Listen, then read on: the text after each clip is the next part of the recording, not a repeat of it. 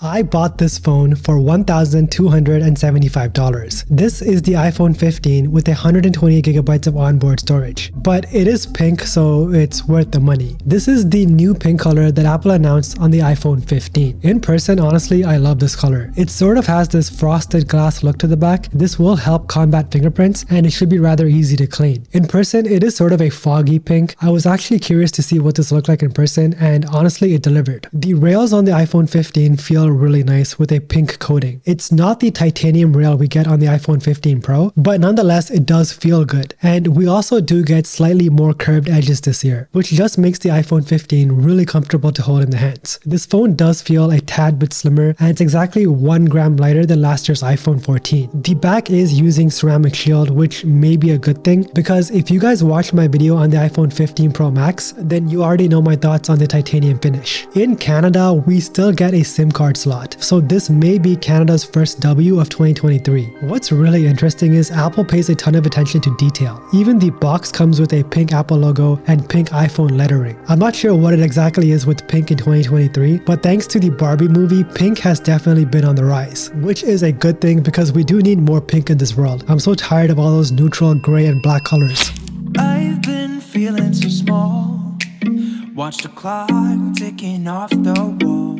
How's it going, everyone? My name is RJ, and this is the iPhone 15 in pink. I have a ton of iPhone content lined up for you guys, so if you do like what you see in this video and you do want to stick around for the full review, then make sure you guys do subscribe. And of course, don't forget to turn on those notifications. A big change this year is that Dynamic Island now makes its way down to the regular iPhone 15 lineup. If you're unfamiliar with Dynamic Island, it's basically a new pill-shaped notch with actual useful functionality. Say for example, you set a timer at the gym. Thanks to Dynamic Island, you can now see the timer counting down on the top of your phone. Or say you ordered Uber Eats. You can now stay on top of your order thanks to Dynamic Island. It's pretty useful, and I've been loving it on my iPhone 14 Pro and now on my iPhone 15 Pro. So it's honestly really nice to see Dynamic Island make its way down to the regular 15. We still have the same old OLED display that was on the regular iPhone 14. However, the peak brightness has now improved to 2000 nits. This puts the brightness on par with the peak brightness of the iPhone 15 Pro. I think this is a much welcome change, especially in certain areas around the world where the sun can get very bright. Being able to actually see and use your iPhone in those bright conditions will be super useful for a lot of people. Apple says the bezels are slightly thinner this year on the iPhone 15, but I really don't see it. To me, it looks the exact same. It's a minuscule level change to say the least. I do, however, recommend getting a case on your iPhone 15 as soon as possible. The one that I recommend is the Andor Aspen. It's a full grain leather case with a nice inner microfiber lining and really clicky buttons. There is some solid camera protection. The front of the case is raised for display protection, and there's nice and accessible cutouts for all of your ports. If you guys want, you can use the discount code RJ and get 15% off your entire order. There's a link for you guys in the description below.